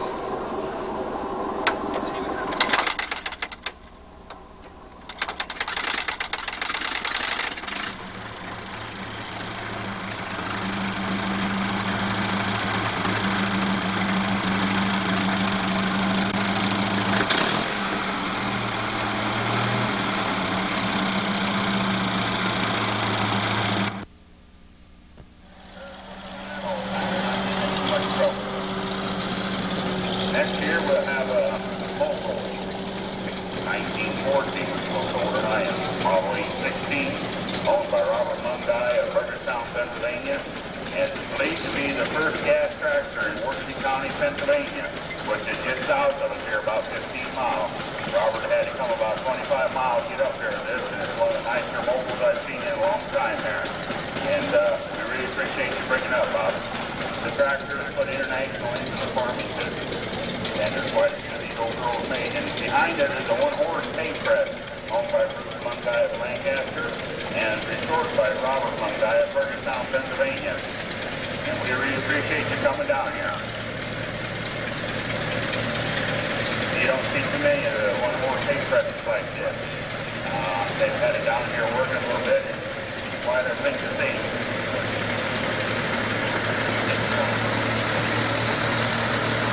Owner is Dio Settler of Burgerville, Pennsylvania, located in central Pennsylvania. He has the cultivators on him, and he uses his tractor to cultivate the vegetable garden that they have in their truck garden that they have to make extra money. And you'll see a lot of company used for this. It's real handy for cultivating. And I know, man, you can have 3 of them at most roadsides with them. And now we have a 1945 Farmwell BN owned by Leroy Fleischer of Louisville, Pennsylvania. And he's a member of the Perry County Old Iron Club. And he has done a real nice job on this tractor. He looks real good. It has the front wheel weights on it, the rear wheel weights. And I don't think there's a thing wrong with that tractor. He's really done a nice job on it. Thank you. No, driver's fine. Next we have a Farmall Super 8 owned by Bill Marburger of Clinton, Pennsylvania. And the young man driving it is Johnny Ray Miller of Hookstown, Pennsylvania. He's 12 years old and very interested in restoring tractors. You can always find Johnny Ray around at the seed shows there. Him and Dad go to quite a few of them, grandparents. He does a real fine job there. Johnny Ray's a real nice young man. We appreciate it, Johnny Ray. Sometimes called Buster. Here we have This is a Farmall Shop Mule, 1947, and mainly an A industrial. And it's owned by George Locke of Minerva, Ohio, and driven by him, and has 17.5 horsepower. And these were used in mills and that stuff. And to find one of these in good shape is a rarity. There's very few of these left around. Generally, by the time the mills got through with them, you just took the torch and cut them up because they was beyond hope. And he has a belt pulley on the back end of his there. Thank you very much for bringing her down. Very nice. Farmall A by Tom and Kay Latham of Homeworth, Ohio. And this one has the pneumatic lift-all, the belt pulley, it even has the radiator shutters on it, and the rear wheel weights, the swing and draw bar, and he says he has a heat indicator that works. Now that's a rarity. Thank you very much there, Tom. Not too often you find the rear wheel weights on that type of wheel. 1945 Farmall, owned by Earl Whitehill of Georgetown, PA. Now that's Alice driving, I know that. Earl and Alice live out the road here about 3 miles. Now this tractor is used on the farm. It's not a parade tractor. And they use it on the farm. It has a number 7 McCormick gearing motor from the 1930s with a factory tractor hitch on it and the replacement grass board when the old original worked broke. And every once in a while you'll see Anna Whitehill, his mother. Oh, there she is. Now hang on, Alice, wait a minute. This lady here, I won't tell you the exact age, but she's 80 years old.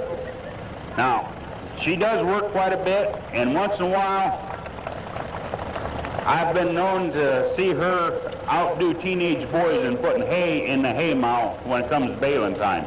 She is a worker, and don't get in her way. Thank you, Anna.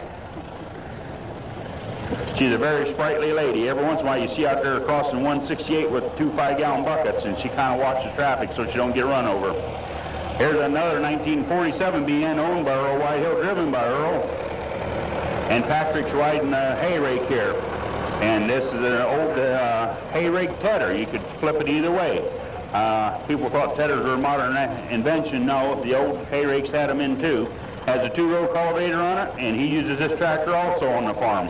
Has a hillside hitch on her. I'll tell you what, Earl gets them all dialed up there. Earl's been around steam shows for a long time. He has quite a collection of Maytag engines and everything else. And we have 4 generations. Oh, there's another little critter over there on the side, 01, owned by Norman Walton and Sons of Imlay City, Michigan, and driven by Norman Walton. And I'll tell you what, that is a real nice tractor. Hold on there, Norman. Yeah, that is a very nice tractor. And people around here, they always turn the wheels out. But Norman still has his turned in there. Has the split ring rims on the rear end and everything. Here we have a 1940 Farmall A, James A. Hart of Carmichael, PA, and driven by Jim. And Carmichael's is about 50 miles south of here. And I'll tell you what, that is a very nice tractor there. We thank you very much for coming. Farmall by Warren Sprague Jr. of Jackson Center, Ohio, driven by Warren. And this one has the factory white front, the shutters, and the fenders on it.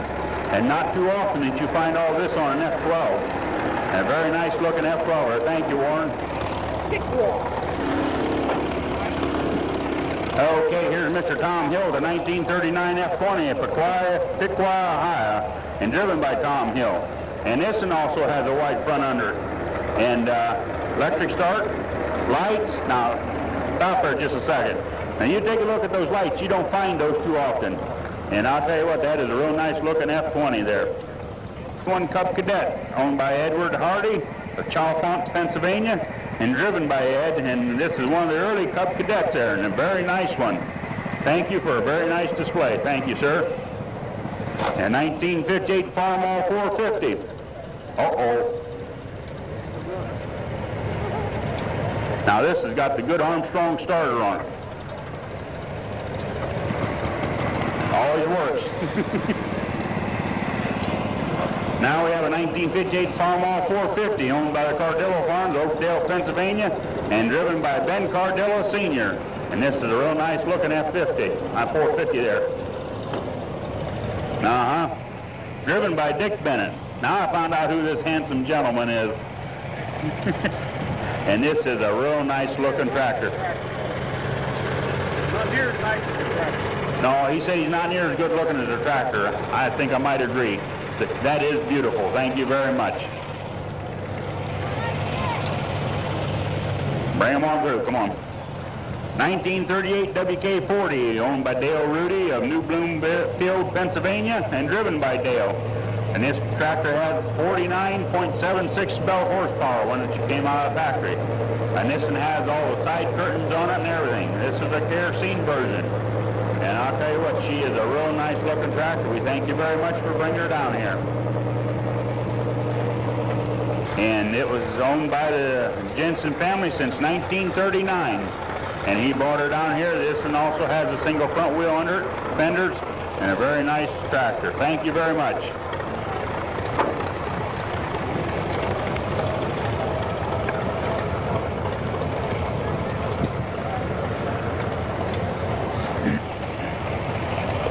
Here we have Paul and Marge Jensen in Newaygo also, with Marge driving this one, a 1946 Farmall BN. And very nice looking little tractor. Now she has a couple hooks on the front here in case she has to pull somebody out or get pulled out. I think that's more for tying it down for transporting it. And I like the chrome muffler. This is only the third year that they made the regular. This is one of the early models. 1923 started the very first ones. He's got the mag all polished up, nice brass over here. I think he's got about everything on that tractor that's supposed to be on there. And it is looking nice. All the copper lines are real nice. He even has the heat indicator on it, or the oil pressure gauge on the front of the motor like they originally were years ago. The little starting tank and everything. Very nice, very nice. Thank you very much.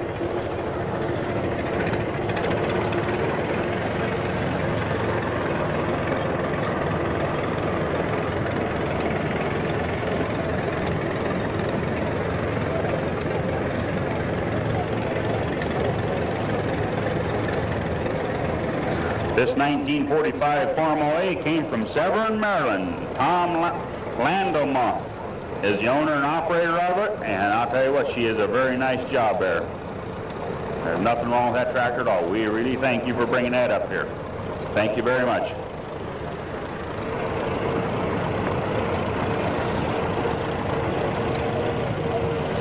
This little Farmall Cub HC 1949 came from Dungannon, Pennsylvania, from Leroy Beck, and driven by Leroy. And she is a real nice looking little tractor. I like the flags on it. Thank you very much there. This is a high crop Cub there.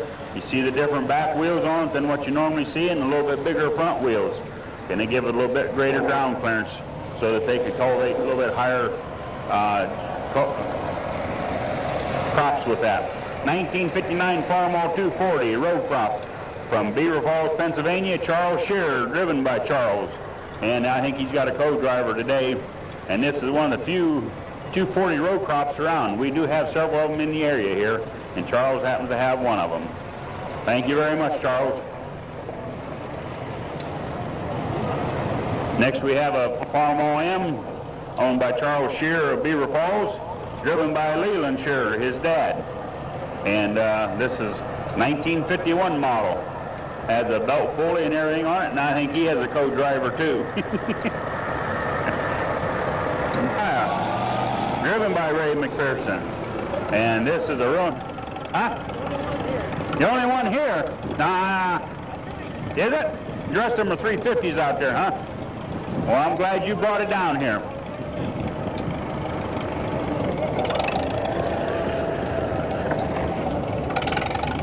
McCormick Deering by Kim Spalding of Pepperell, Massachusetts. Driven by Wayne Hutton of Clarence, Missouri.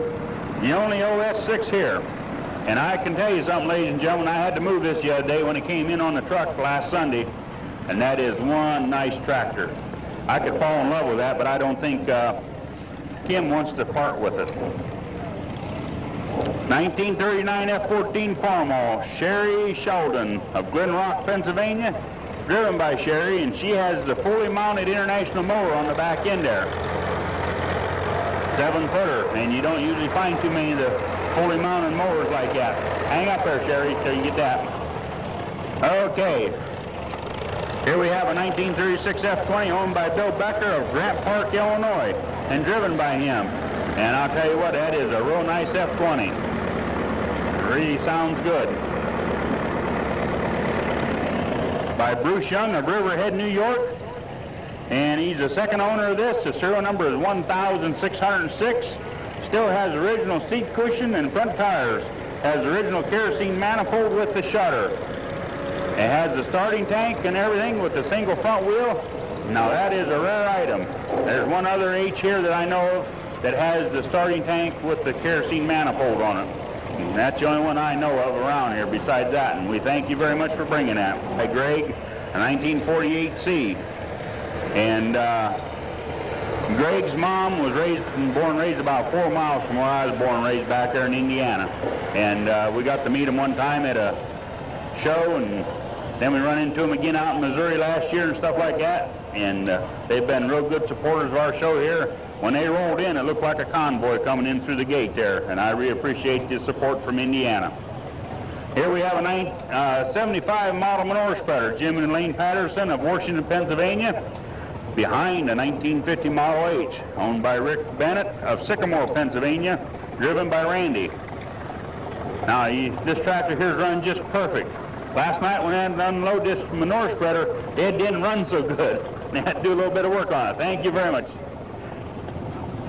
I thought, oh no, someone's messed up an engine, but they got her straightened out, and now I'll tell you what, she purrs like a kitten. And that is a real nice condition of a manure spreader for that age there. So thank you very much for bringing her down here. Here we have a Farmall Cub, 1953, owned by the Buzzard family of Jefferson, Ohio, driven by Gail Buzzard. And I'll tell you what, she is a real nice looking little cub there. We thank you very much for bringing it. Horsepower, owned by Michael Littman, driven by Matthew Littman, and behind it is a one-row potato planter, McCormick Deering, owned by Larry Littman of Washington, Pennsylvania, and the rider is Murda Littman, and she loves to pull also. From what I've heard, she can outdo the men. Sometimes called piston pulling mama. They're very active in the tractor club down in Washington County down here, and we appreciate them coming up here with that. Mr. Carl Sutton, we're in West Virginia, driving a 1947 IH KBS5, owned by Glenn Fullerton of Burgestown, Pennsylvania. And this truck has been in the family ever since it's new. And with him in the seat, I think this is the first time somebody else has ever driven this truck except Glenn. And we have this truck also on the postcards up there. And this is a one-owner truck bought new by Glenn's father, and Glenn has been the only one to ever drive it.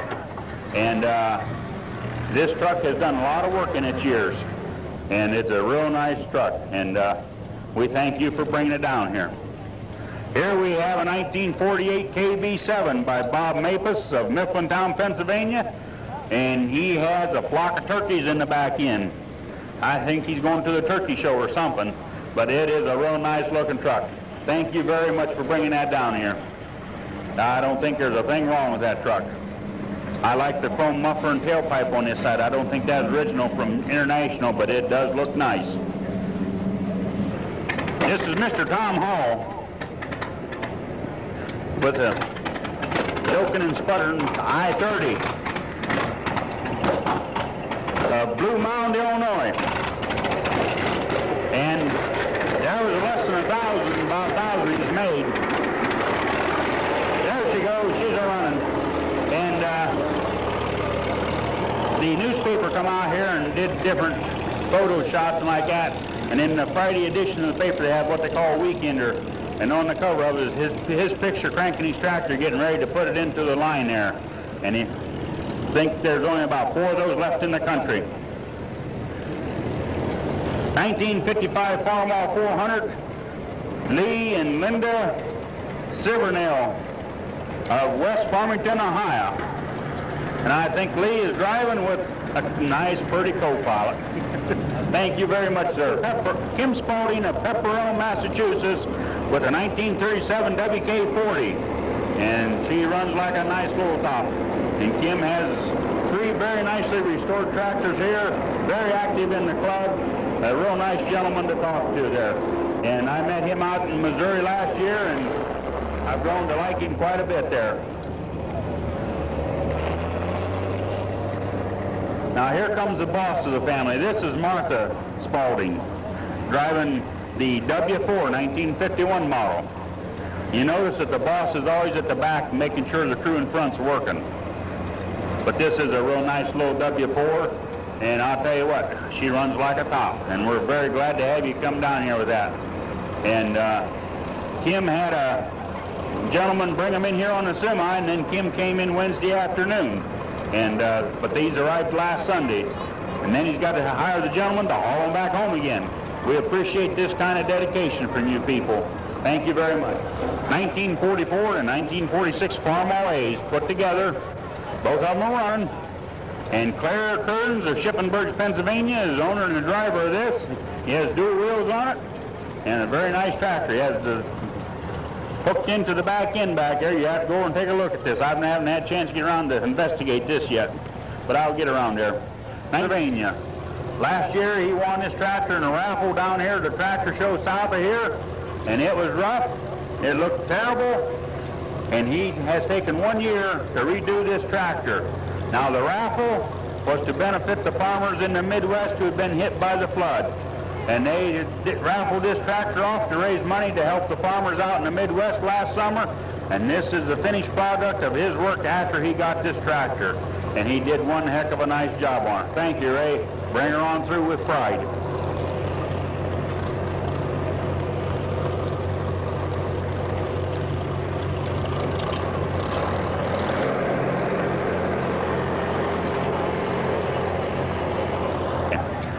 You notice that you don't have power steering on this.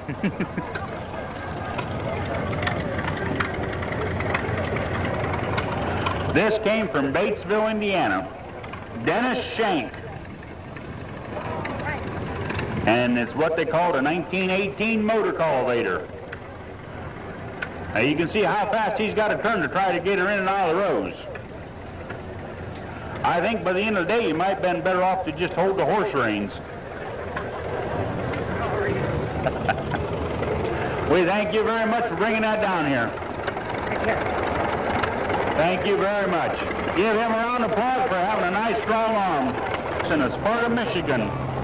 This has the full orchard dress fenders on it, the cast wheels in the front so that the leaves would not get down into the branches into the front wheels, stuff like that. This was to protect the operator also. 1937 Farmall F-20 by Tom Cartmel of Monaca, Pennsylvania, driven by Tom. And this one has electric start on it. And it's one of the few F-20s with electric start. We thank you very much, Tom. The second one, I can understand why you don't have it running. This tractor has done a lot of use. He's tried to get it repaired up there and stuff like that. And there's a few problems in the transmission he was trying to take care of, and it might have come back again. This tractor, his father bought new in 1940, if I remember right. About $900 and some he paid for it, or $700, wasn't it? $1,200 with plows. $1,200 with plows.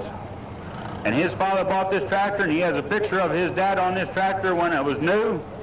And 1974, they sold it at an auction, and 2 years ago, he got it back just before it was ready to hit the scrapyard. He happened to hear that it was for sale. He got it back. This belonged to his dad, and he is in the process of restoring it, and we're very happy to have him here.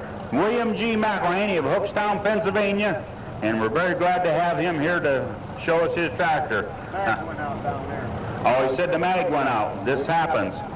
Bill was trying to put 2 kids through college also, so he's working it a little bit at a time, and I'm glad to see him here. Charles owns this, driven by Jerry Brown. Jerry's been over here all week with the other Jerry helping him, and he's quite a card. He's a nice gentleman to know there. Very nice looking tractor.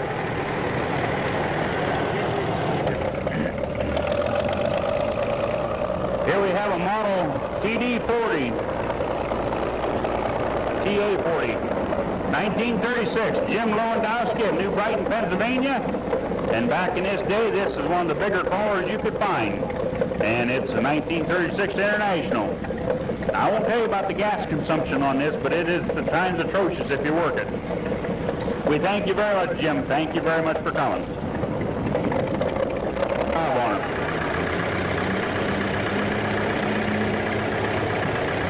Okay, we have Darrell Darsh here, Moscow Mills, Missouri, with a 1957 Powerball 350 diesel. And what they did, they put a Continental diesel in these, and it was a first direct start, direct injection diesel that they had. And they're kind of like experimental to them, and they tested them out, and they used it from then on. And he's also pulling a 1954 Powerball Electron. This is a generator. And Darrell is very active in IH Collectors Club. And come down there this afternoon at the meeting, and you'll see him down there. 14 shop mule, made over by the WF Hayward Company. Mark and Cindy McCullough of St. Louis, Missouri own this, and we're very glad to have you up here with that. Hold it right there. This here is a 1961 Farmall B 414, 36 horsepower diesel, made in England. Myron Elliott of Hookstown, Pennsylvania owns this. And this man had to come about the farthest of anyone. He's right across the road over here at the little store. And he's been quite a help with this tractor. He's mowed grass for us. He's mowed weeds. He's done a lot of things with this little tractor. And this tractor sat for about 8-10 years up here in town, never moved. And about 5 years ago, a man bought it and has got it running. And it looks a lot better today than it did 5 years ago. And this is an English version of the tractor. They also made the B275. And it has our English gentleman driving the tractor. So this is only fitting. Thank you very much for coming. I want to tell him it was made in Yorkshire. The Doncaster IH plant in Yorkshire. That's where it was made. Is it still open, the plant? Yeah, it's a Case IH plant now. Okay. This tractor was made in Yorkshire, England, and the plant is still open. It's a Case IH plant now, but the plant is still there and the people are still working. So this has a 3-point hitch on it and all that there. And we're very glad to have you down here with that. Thank you very much. Like I say, it's been a real pleasure associating with this gentleman this week. We've had a lot of good times with him. He's been very friendly, and it just only makes you glad that you went to all this work to put on.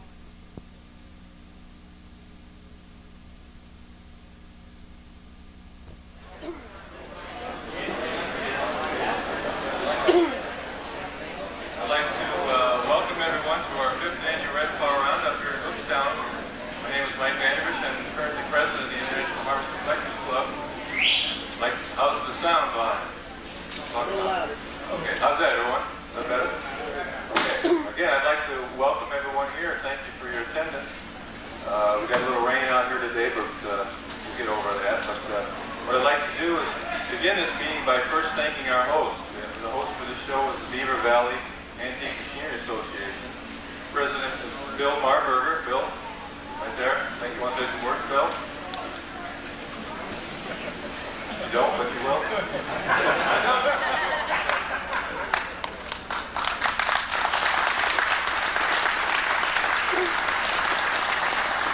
It's been a long trip to get here, but I'm sure we've all enjoyed it.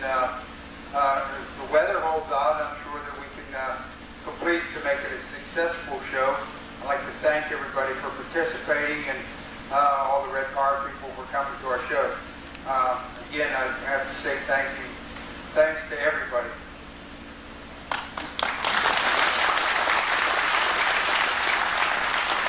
Thanks very much, Bill.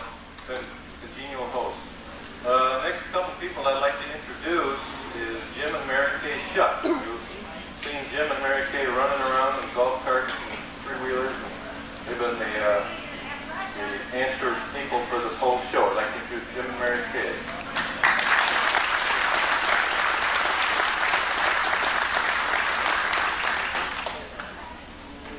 Like Stone said, it's a long road here. We have met a lot of nice people when we did Missouri last year. We've met a lot of nice people in Winamac, Indiana this summer, Medina, Ohio, the 2 Red Power shows in those 2 states, Elgin, Illinois, a few other, Washington, Ohio, we went to that this summer and promoted it. Not all just because we're originally from Indiana, we went home to see the family too. But the people have been very nice over the phone. The people from Canada have showed tremendous interest in this, and we really thank everybody, and I say we, I mean the whole organization, because it took all of us working together, and at one time we probably had over 100 people working on this project, even the people down the holding